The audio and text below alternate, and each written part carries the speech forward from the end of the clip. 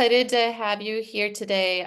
Willa Chavez and I have been working with Kelley and Christy on this project of urban wildlife viewers. And as always, Shelley Plant provides great context for our work together and how it ties in with the work of the Association of Fish and Wildlife Agencies. So Shelley, we'll turn it over to you.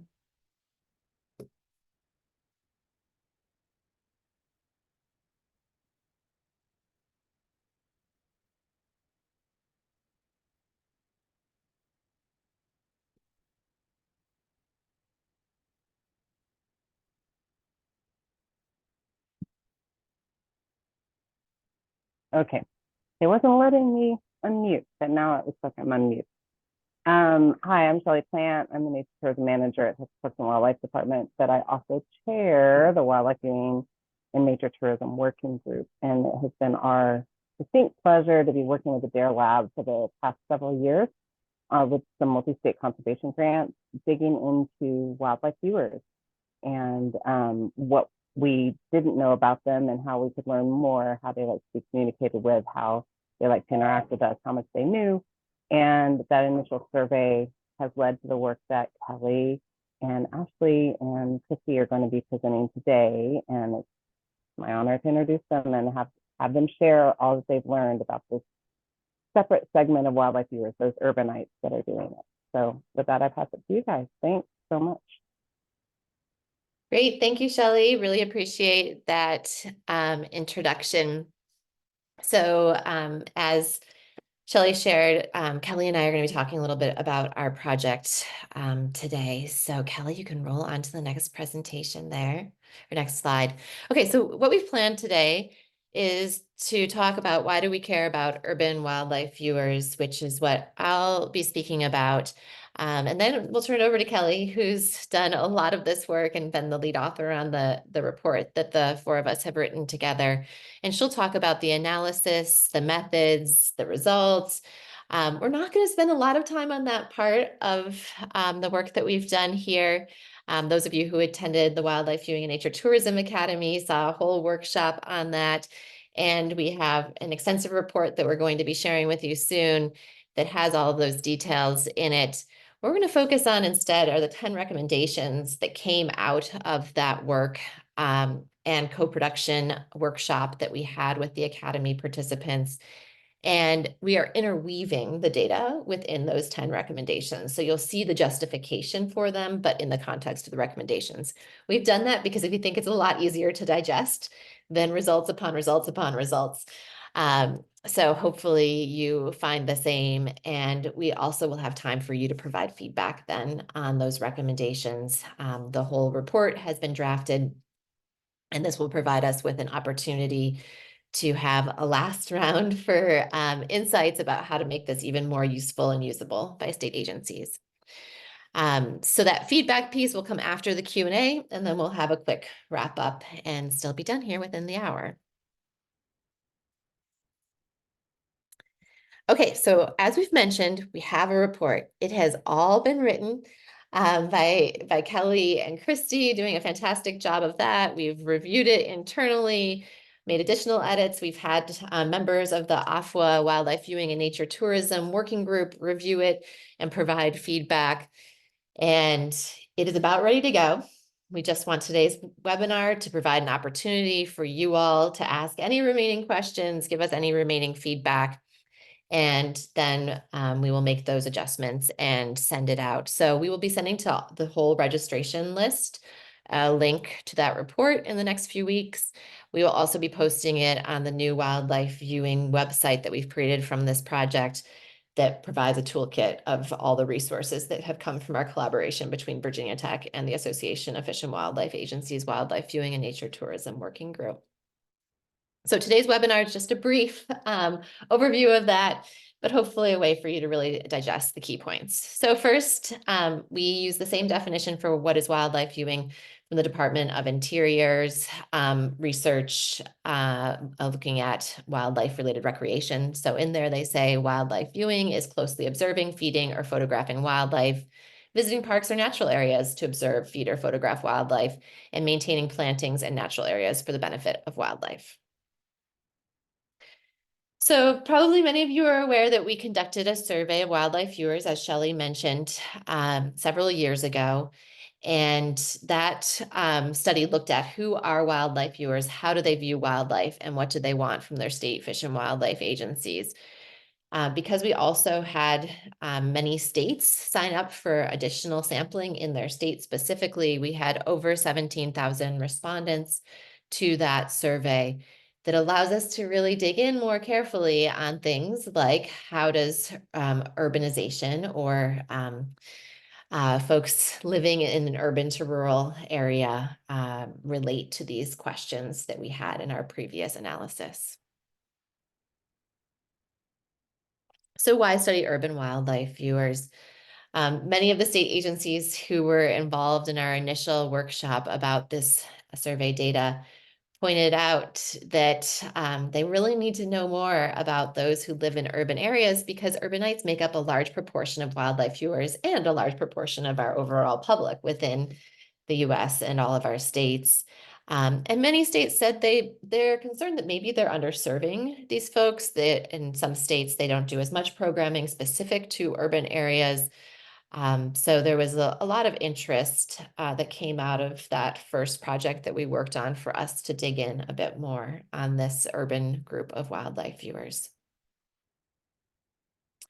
So there's other reasons to also study urban wildlife viewers that we've heard from people who work for state agencies, as well as is discussed more broadly for anyone who's not from a state agency.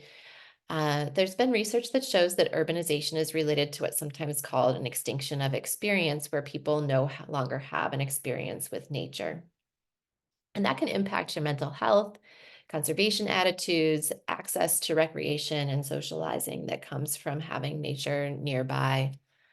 Additionally, research has shown that access to nature can be thought of as unequally distributed across the population within the US.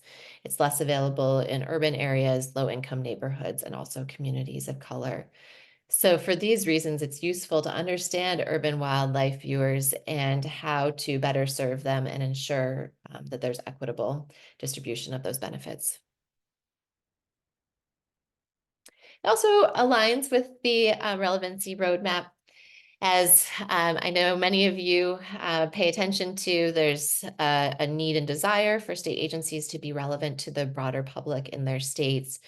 And as part of that, it calls out the need to be reaching out to broader and underserved constituencies, such as urbanites, lower income people, and Black and Indigenous people of color. So for those reasons, we focused on looking at urbanites, but also understanding how those other pieces play out in an urban to rural setting. Okay, so opportunity for you all to be engaged. Again, we're going to use the chat for this. And we're interested in what sort of assumptions do you have about urban wildlife viewers? And it's okay. We're not here to look at those and then say, you're wrong. But I always find it's useful before I look at a presentation to check myself and say, okay, what am I expecting I'm going to see here? What do I think is going to be the situation with urban wildlife viewers? And then can I look at the data and look at the results and recommendations and see if that's confirmed or if maybe I need to adjust what some of my currently held beliefs are. So you can put that into the chat if you feel comfortable doing so. Otherwise, I encourage you to write down on a piece of paper in front of yourself so that you can check.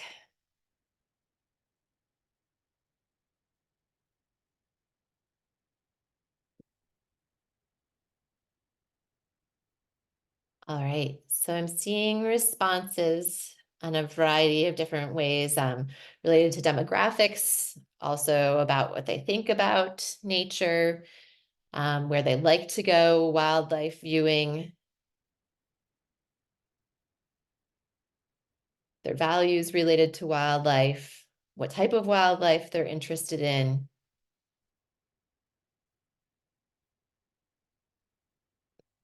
The extent of other types of diversity that we might have. Okay, great. A lot of these things, level of specialization, a lot of these things we're going to be able to share some data related to. So that's great to see. Some of them, I'm sorry, we're not going to be able to go there. But I think a lot of you will see some data related to your interests. All right.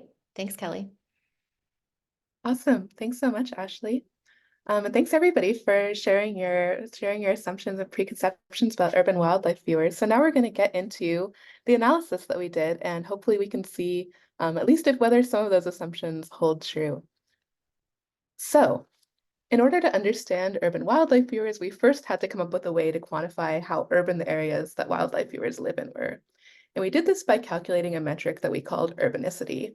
And we calculated this metric by combining information on impervious surface, so that's like built up areas and concrete, the percent impervious surface cover, along with population density. So how much basically built up area plus how many people there are come together to equal urbanicity. And we did this for each wildlife viewer's zip code or each zip code tabulation area. And what does that look like? So this is a map of what that urbanicity metric looks like around Charlotte, North Carolina.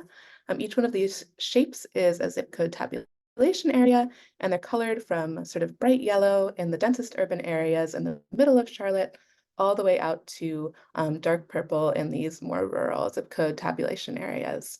And you can see that the center of Charlotte is actually green and not brightest yellow, so it's not the highest urbanicity metric. But that makes sense because we calculated this across the entire United States. So downtown Charlotte isn't as dense as, for example, downtown Manhattan. And I'll show you in this next map what this urbanicity metric looks like for the entire United States. So you can see again, these darker purple areas are lower urbanicity and more rural areas, and yellow is higher urbanicity. And you can see big population centers like New York City, Chicago, Los Angeles popping out in yellow and green. And you can see there are some blank areas, and these are areas for which there is either no population data available or primarily protected areas where there actually aren't people living. So we co-developed a set of research questions with our partners in the state agencies, which were really based mostly on what people were most interested in knowing and what they felt like would be most helpful to help them manage for urban wildlife viewers. And we answered these questions using data from a survey that Ashley mentioned, comparing where wildlife viewers live and the urbanicity of those areas with their answers to see patterns in people's responses with urbanicity. So first, we did summary statistics, basically to characterize what both urban and rural viewers separately were like. So to do this, we took a look at the urbanicity scores of all the places where all the wildlife viewers in our survey lived, and we called those people that were in the top 25% of urbanicity scores urban wildlife viewers, and those who were in the bottom 25% of urbanicity scores rural wildlife viewers. And then we looked at wildlife viewing behaviors of each of these populations. So specifically, we looked at people's ethno-racial identity, the 7 types of wildlife viewing that they engaged in, and these are the same 7 forms that were discussed in the definition we shared earlier from the Department of Interior, where people view wildlife, people's self-rated expertise in wildlife viewing, people's perceptions of barriers to participation in wildlife viewing, and people's relationships with their state wildlife agencies. However, we were also really interested in learning how viewers in different areas differed statistically. So to do this, we ran statistical models looking at the relationship between the urbanicity of where people lived, which was actually a continuous variable, and the responses to survey questions. So we looked at the relationship between urbanicity and the same factors, the ethno-racial identity of wildlife viewers, the forms of wildlife viewing they engaged in, where people view wildlife, people's self-rated expertise, people's perception of barriers to participation, and wildlife viewers' relationships with their state agencies. And as Ashley mentioned earlier, in these statistical analyses, we also included ethno-racial identity and income so we could see the effect of these variables as compared to urbanicity on wildlife viewing behaviors. And I won't really go into those results today, but if you're interested in learning more, you can definitely check it out in the report coming out soon. So what do the results of this analysis look like? I'll give an example from just one of our research questions, which is looking at the relationship between urbanicity and participation in different types of wildlife viewing. And this is just a little preview of the level of detail available in the report. And then for most of the rest of today's presentation, as Ashley mentioned, I'll just be sharing our main takeaways. So we were interested in learning more about how urban wildlife viewers and the types of wildlife viewing they participate in So as I mentioned before, we did this in two ways. First, we generated summary statistics for both urban and rural wildlife viewers. And this graph shows those summary statistics for the types of wildlife viewing that people engage in. And on the x-axis, you can see 7 different types of wildlife viewing: feeding birds, feeding other wildlife, maintaining plantings to attract wildlife, observing wildlife, photographing wildlife, taking trips to see wildlife, and visiting parks to see wildlife. And rural viewers are shown here in the orange bars, while urban viewers are in the blue bars. And then on the y-axis, we see the percentage of urban and rural viewers surveyed who participated in each wildlife viewing activity. And this is the summary statistics sort of showing the difference between urban and rural wildlife viewers. So for example, from this graph, we can see that activities differ in popularity among viewers. While visiting parks is really popular overall, maintaining plantings to attract wildlife is a little bit less popular, a lower percentage of people participate. And then we can also see from this that the same 3 activities are the most popular among urban and rural wildlife viewers: visiting parks to see wildlife, photographing wildlife, and feeding birds. So this is one of the ways where we try to sort of answer that question about what urban wildlife viewers are like. And the second way was that we ran statistical models comparing people's survey responses with the urbanicity of where each person lived. So the summarized results of one of these models is shown in this table here, where gray X's represent a type of relationship where there's no statistically significant relationship between observing wildlife and urbanicity, for example. Orange minus signs is there's a significant negative relationship, and green plus signs is a significant positive relationship. So here we see that there's no relationship between observing wildlife and urbanicity. There's a negative relationship between feeding birds and feeding other animals and urbanicity. And there's a positive relationship between photographing wildlife, maintaining plantings to attract wildlife, taking trips to see wildlife, and visiting parks to view wildlife and urbanicity. So from this type of result, we can conclude that viewers who live in more urban areas are more likely to participate in some of these activities and less likely to participate in others as compared to those who live in more rural areas. And I think it's important to note here, and this is why we did both of these types of analysis, that even though we learned, for example, here, that those who live in areas with higher urbanicity are less likely to feed birds, feeding birds was still among the top 3 most popular activities for urban viewers. So you can sort of take these 2 pieces of information together and piece together a story about urban wildlife viewers as compared to rural wildlife viewers, and also sort of on their own. So that's just a brief preview of what the detailed results in this report look like. And if you're interested in this level of detail, or if there's a particular research question that we shared that you want to know more about, I highly recommend checking out the report. But for the rest of today, I'll just be focusing on broad picture conclusions. So I'll briefly go over the main statistical conclusions from our analysis, and then we'll get into those 10 main takeaways. So in the results of our statistical analyses, in the answer to our first question about the relationship between urbanicity and ethnoracial identity, we found that Black, Indigenous, and people of color viewers as a whole were more likely to live in urban areas than white viewers. Oopsie, the numbers messed up. Sorry about that. The relationship between urbanicity and the 7 forms of wildlife viewing, we found that people who live in more urban areas are more likely to photograph wildlife, maintain plantings to attract wildlife, visit parks to view wildlife, and take trips to see wildlife, but less likely to feed wild birds or other animals, as I showed in the previous slide. For the relationship between urbanicity and where people view wildlife, we found that more urban viewers are less likely to view around the home and more likely to view away from the home or out of the state and country than more rural wildlife viewers. For the relationship between urbanicity and people's self-rated expertise, we found that more urban viewers are more likely to rank themselves as higher expertise than more rural viewers.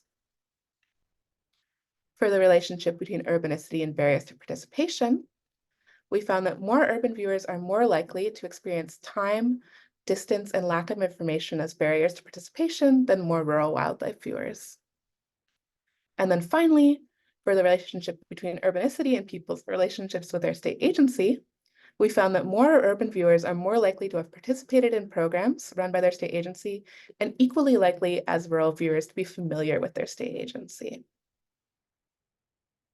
So After completing these statistical analyses, we brought these results to the Wildlife Viewing and Nature Tourism Academy this past February. And there, in a workshop with wildlife viewing professionals, many of whom are on this call, we shared our findings and then hosted a discussion to co-produce recommendations for managing for urban wildlife viewers based off our analysis. So I'll share the 10 recommendations that we came up with, which were synthesized from that workshop, previous conversations with state agency partners, and also the results of our analysis. And as much as possible, alongside each recommendation, I'll present some of the key evidence supporting it, along with examples of putting that recommendation into practice. So our first recommendation is to create programming around activities that urbanites prefer. We found that the most popular wildlife viewing activities among urban wildlife viewers were visiting parks to view wildlife, photographing wildlife, and feeding birds. So focusing wildlife viewing programming for urban viewers on these three activities could align really well with existing wildlife viewer interests. So an example of creating programming that aligns with urban wildlife viewer interests is creating opportunities to view wildlife at parks in urban areas. So for example, the Great Florida Birding and Wildlife Trail, which is maintained by the Florida Fish and Wildlife Conservation Commission, has sites across the state, including in urban areas. And their most urban site, shown here, Sandkey Park in downtown Clearwater, creates these opportunities to view wildlife in a park at the heart of the city. Our second recommendation is to offer diverse programming for urban wildlife viewers of all expertise levels. And I think there's a common perception that urban wildlife viewers have less expertise in wildlife viewing than rural wildlife viewers. But in our study, we found that while 59% of urban viewers rated themselves as beginner or novice, 41% ranked themselves as intermediate, advanced, or expert in wildlife viewing. And we also found that more urban wildlife viewers were actually more likely to rank themselves as having at least intermediate expertise than rural wildlife viewers. So while it's still really important to offer this entry-level programming to serve the almost 2/3 of people who identify as beginner and novice urban wildlife viewers, as well as to attract new people to wildlife viewing, it's also important to offer programming for urban wildlife viewers that caters to these more advanced viewers. So a great example of a program that offers options for wildlife viewing across all expertise levels is the Nebraska Birding Bowl, which is put on by the Nebraska Parks and Game Commission. So there, participants can sign up in categories from beginner, fledgling, flock categories, all the way to expert competitive birder categories. And programs like this can engage wildlife viewers across all expertise levels and are a great way to serve urban wildlife viewers with diverse expertise.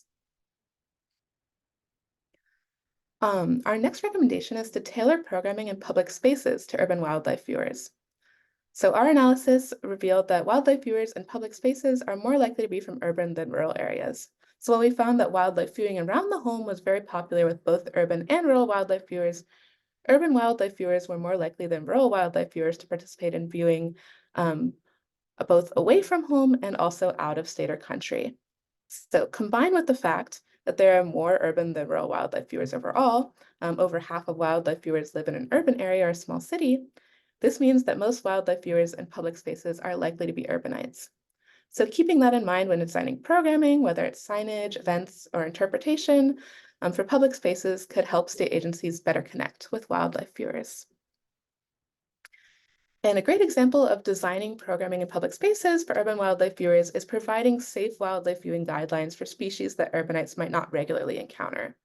So for example, Colorado Parks and Wildlife has designed the Keep Them Wild card shown here, which is a pocket-sized card that wildlife viewers can use to determine safe viewing distances. So you cut out the squares in these cards and you can hold it up to your eye and see whether you're too close to some megafauna. So tools like this are really key for urban viewers who may not have had experience with species like bear and moose. Our next recommendation is to utilize more virtual and social media communication methods to share information with urban wildlife viewers. So our study showed that lack of information about places to view wildlife was a bigger barrier for urban wildlife viewers than more rural wildlife viewers, with 40% of urban viewers reporting it as at least somewhat of a barrier to participation in wildlife viewing. However, the same strategies that state agencies use to share information about wildlife viewing with rural viewers might not work as well for urban viewers. So we looked at the top preferred methods of communication between state agencies and viewers, and we found that while the top 3 preferred methods were the same for urban and rural wildlife viewers, and were emails, websites, and printed materials, we also found that there were differences in what urban viewers preferred as compared to rural viewers. So people in more urban areas were more likely to prefer blogs, email, online magazines, podcasts, and social media platforms like YouTube, Instagram, TikTok, and Twitter. And in comparison to rural viewers, they were less likely to prefer physical materials and in-person communication. So for this reason, we recommend that when you're adjusting your communication strategies for urban wildlife viewers, you incorporate more virtual and social media communication methods. And probably everybody can see this example coming, but a great example is the Oklahoma Department of Wildlife Conservation's Twitter account, where they're engaging with wildlife viewers in this sort of really colloquial, friendly, funny way over Twitter. And this could be potentially a great way to reach urban wildlife viewers who are more interested in getting information about wildlife over Twitter. So our fifth recommendation is to reach urban wildlife viewers by creating programming in urban areas, especially in parks. Our research showed that around-the-home viewing is popular among urban wildlife viewers, with 93% participating in wildlife viewing around the home. Distance to wildlife viewing opportunities is a barrier for 60% of urban wildlife viewers, and urban wildlife viewers really enjoy visiting parks to view wildlife, with 64% of them participating in this activity. Taken all together, these suggest that agencies can reach more urban wildlife viewers by focusing on viewing in urban areas like city parks and urban wildlife trails, and focusing programming specifically on these urban green spaces, such as events and festivals held in cities, and city-specific wildlife viewing guides or resources on common urban organisms might help agencies better serve urban wildlife viewers.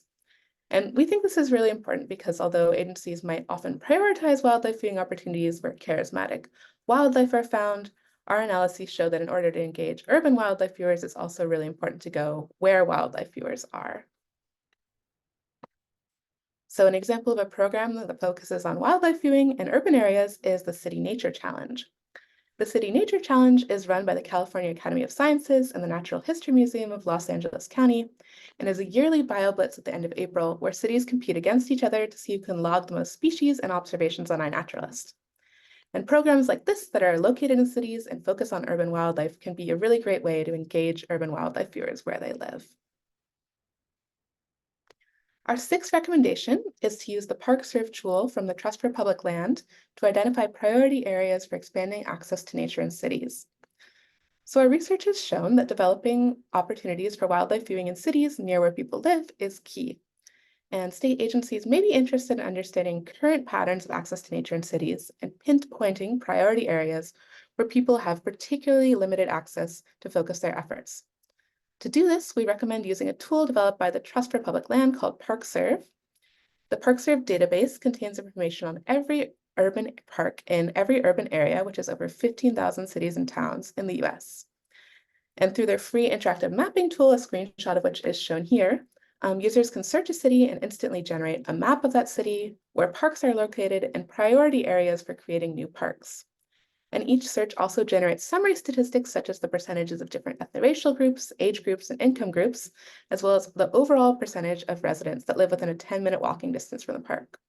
So agencies could use tools like this to determine areas in a city where there's higher priority for developing wildlife viewing opportunities, and also use this tool to compare between cities in their state to determine which have more and less access to nature overall. Our seventh recommendation is to focus on urban areas to reach more wildlife viewers from ethno-racial minorities. So overall, we found that areas with higher urbanicity had a significantly higher percentage of non-white wildlife viewers than those areas with lower urbanicity. In particular, there were more Asian, Black or African American, Middle Eastern or North African, and Native Hawaiian or Pacific Islander wildlife viewers in more urban areas. And focusing on cities will be especially key for serving Black or African American wildlife viewers because, sorry, I'm working with the animation, 10% of urban wildlife viewers are Black or African American as compared to only 3.8% of rural wildlife viewers. However, it's important to note that not all ethno-racial identities live in more urban areas. So in particular, in our work, we found that Native American wildlife viewers live in places with the lowest urbanicity compared to almost any other ethno-racial group. So if you're interested in reaching Native American viewers, don't focus on or more urban areas. Our 8th recommendation is to expand access and outreach for low-income and Black, Indigenous, and people of color wildlife viewers. We found in our work that compared to higher income wildlife viewers, lower income wildlife viewers are less likely to participate in any wildlife viewing activity, with the exception of feeding animals other than birds, and less likely to participate in any location, whether that's around the home, away from the home, or out of state or country. We also found that distance was a barrier to their participation, and they were, with more of them experiencing distance to high quality locations for wildlife viewing as a barrier. And then finally, they were less likely to be familiar with state agencies and to participate in state agency programs than higher income wildlife viewers.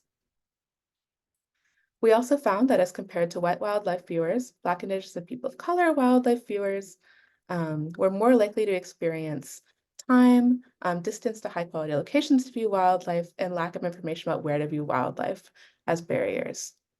Moreover, we found that BIPOC viewers were underrepresented in wildlife viewing as a whole.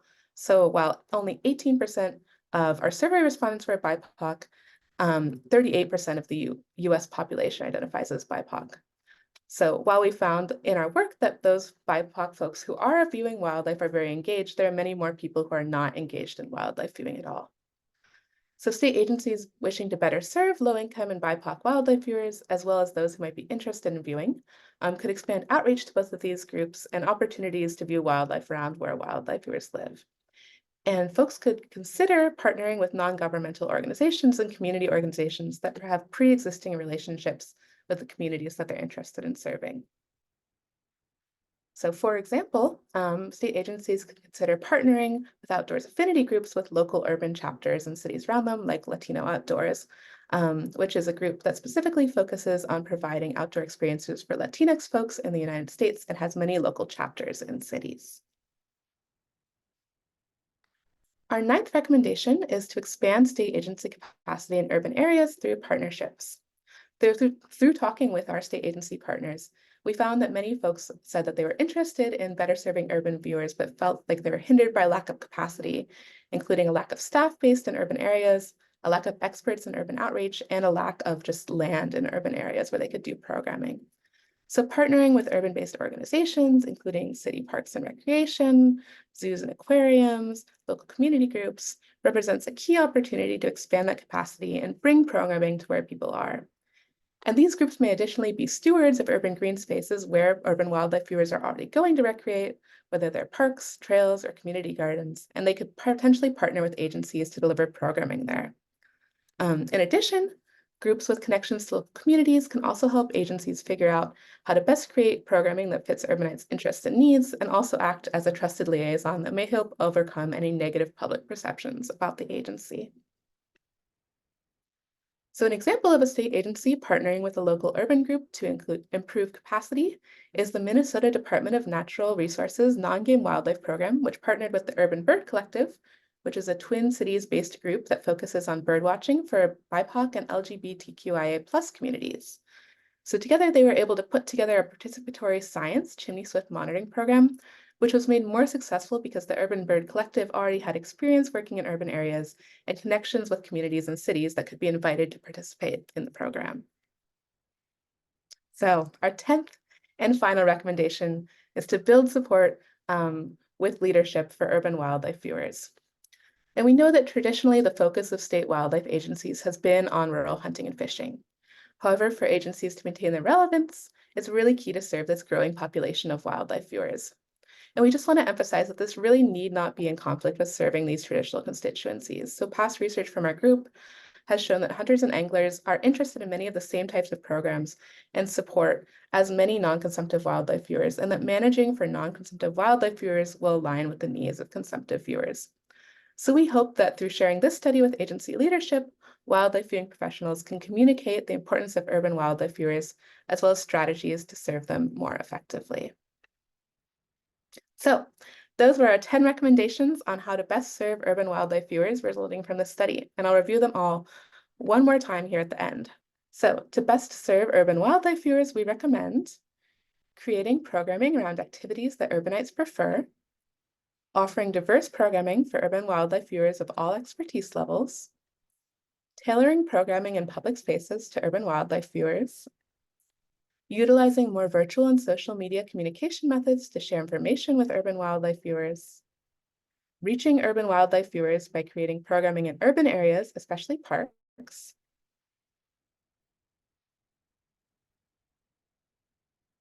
using the Park Sphere tool to identify priority locations for expanding access to nature in cities, focusing on urban areas to reach more wildlife viewers from ethno-racial minorities, expanding access and outreach for low-income and BIPOC wildlife viewers, expanding state agency capacity in urban areas through partnerships, and finally, building support for urban wildlife viewers with leadership.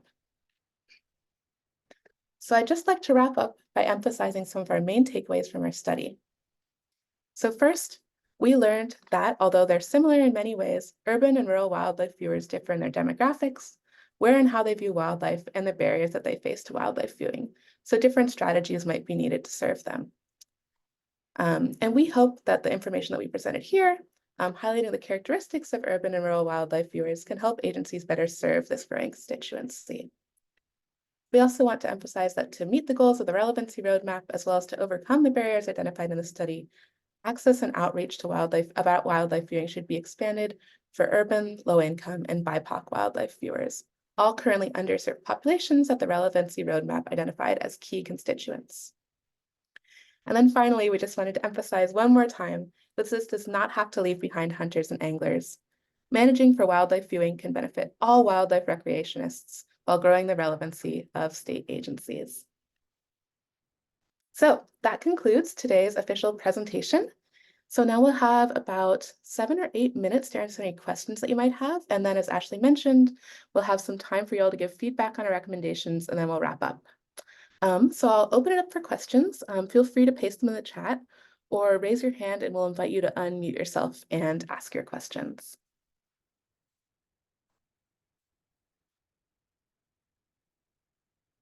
So Kelley, we already have one question, and it's coming from Indiana DNR, and Jessica's asking about the focus around feeding, and that seems like it can be tricky to navigate. And she says she sees the appeal, but knows it's often can have negative impacts for landowners and non-target wildlife. And that within her experience, she tends to suggest habitat, not food. So I'll say a few things about that, and then feel free to jump in as well. So yes, this was discussed heavily when we originally designed the survey, especially when it comes to feeding other wildlife. A lot of state agencies said, we do not want to be encouraging that. Please don't even ask about it. And we decided to go ahead and ask about it because it is part of the definition that's used by the National Survey of Hunting, Fishing, and Wildlife-Related Recreation. It was helpful for some states to actually know how much is this going on, even if they don't want it to be going on, to see the extent of it. And of course, we found it was less than feeding birds, but still happening. So certainly information for you all to use as you like to use, and thinking about that. In terms of thinking about creating habitat, yes, that is something that has stood out to me as well, is that creating habitat is a lot less common than feeding wildlife. And I've often, when I've worked with groups, suggested, although we haven't studied it, that using messaging about feeding wildlife through planting natives or planting pollinator gardens could be a useful type of messaging because people desire that sort of connection with wildlife. When it comes to feeding birds, we actually have a very large study that we're involved in right now, funded by the National Science Foundation, studying people who feed birds. And we could give multiple very lengthy webinars about that, and certainly would be willing to do so in the future. We do suggest that discouraging bird feeding is something that states should think really carefully about. Bird feeding is the largest form of human nature connection that we still have within the US. And there's many benefits from that, such as we've gone over with conservation attitudes coming from it, well-being attitudes or well-being benefits, people's mental health being improved. And we're actually trying to quantify that now in the research we're doing. We certainly understand, because our project is biological as well, that there are downsides of bird feeding, such as disease spread and potential predation, window strikes, etc. We're also working on quantifying that now as well. Our hope is that at the completion of that project, we can provide better guidelines to state agencies and organizations that work with birders and people who feed birds, as well as the industry, which we've also been in communication with, to try to maximize the benefits to birds and not have certainly other safety issues like bear conflicts occur, and also maximize the benefits to people from well-being. So would be happy to talk with anyone who's interested in that more. Virginia Department of Wildlife Resources presented a great presentation about that at the Academy. They recently have created guidelines in their state, so they have consistent messaging as well as a framework that strategically allows them to address disease outbreaks in their state. I said a lot more than I planned to, but that's a topic I have a lot to say about. Kelley, is there anything else that we want to say? No, I think you covered it really well, Ashley. I guess the only other thing I would mention is, yeah, I think as you're sort of, if you're attempting the messaging of sort of feeding animals or feeding birds through maintaining plantings, I think there's just going to be a little bit of a challenge to overcome there, because we did see in our work that maintaining plantings to attract wildlife was one of the least popular ways of participating in wildlife viewing. So I think there's sort of work to be done there to sort of bolster that activity and then maybe bring down the levels of feeding at least animals that aren't birds more. And I'm seeing another question in the chat. Did you see income and education differences between rural and urban viewers? So that's actually something that we didn't look at in our report, but that is data that we could look at in the future if there's significant interest in it. We just looked at differences in ethno-racial groups between more rural and urban wildlife viewers. Let's see. I'm seeing one more question. We probably just have time for one more now. Oh, no question, actually. It's just an observation about communication methods. Thanks, Shelley. Any more questions from folks?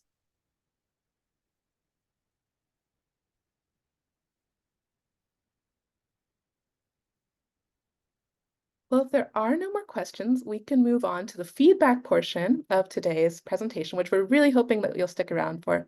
Oh, wait, maybe there is one more question.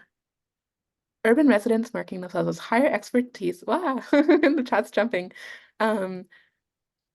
More makes me wonder about education level, and traveling out of state and country makes me curious about income level. Yeah, I think those are really interesting questions to get into. So that is something that we could potentially add in at the last minute and look at in the report. So thanks for letting me know. There's still a little bit of time to get that in before the publication date. So that's something I could definitely take a look at. Okay, I am going to move on to the feedback portion now, but if folks have more questions, I'll put my email up at the end. You can feel free to get in touch with me or the other authors of the report, and we'd be happy to answer your questions. Okay, so now we'd really like to ask you for feedback on the recommendations that we shared today. So we have a short survey available. It should take 5, maybe 10 minutes if you really want to write a lot. We're hoping that folks can stay on the webinar and just fill it out here with us, and then we'll do a little bit of wrap up at the end. And you can follow the link here, which hopefully somebody can paste in the chat, but maybe it has to be me because I'm the one with the slides. So give me 1 second to paste that in the chat. I'm pasting it. And the comments that you're able to share through the survey, I think it should have just gone up, and let me know if it doesn't work well. We'll take them into account as we're finalizing the report in the next couple of weeks. And this here today is the final opportunity to weigh in on these recommendations that we really want to reflect your all's expertise in urban wildlife viewing. So in this survey, we'll ask a few questions about your experience in the webinar today, as well, and along with what you may have learned. But the most important part for us is really your feedback on the recommendations. So we'll take probably next like 5 to 7 minutes, then we'll do a little bit of a wrap up at the end. And meanwhile, if you have more questions, you can feel free to paste them in the chat and I'll answer them silently in the chat.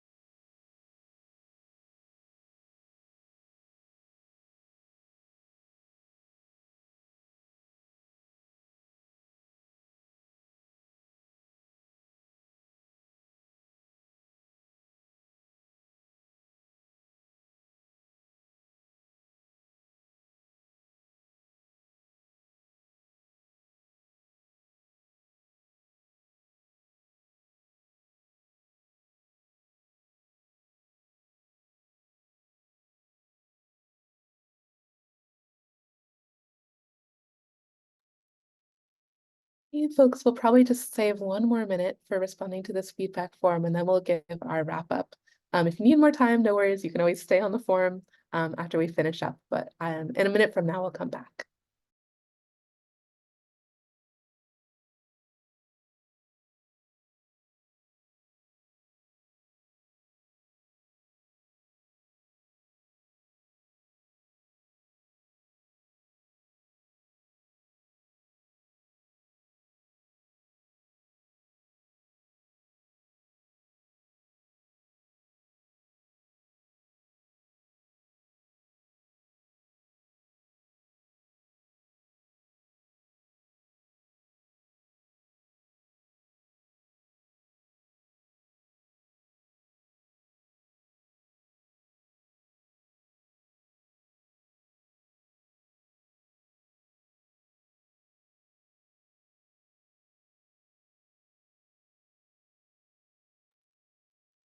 Okay, I'm not sure if that's been exactly a minute, but my clock switched over to the next minute, so that's all I've got. So I'm going to bring us to the end now.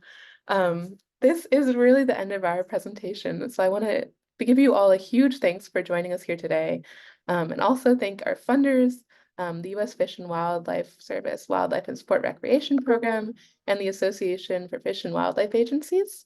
And I'd also like to thank the Wildlife Viewing and Nature Tourism Working Group, the survey participants for our National Survey of Wildlife Viewers, and also the participants in our community of practice for wildlife viewing, who gave really great feedback on the recommendations. If you're interested in learning more about what we talked about here today, I'm going to give one final plug for our report. I really encourage you to read the report when it's published in April, and we'll send it to everybody who registered for this webinar.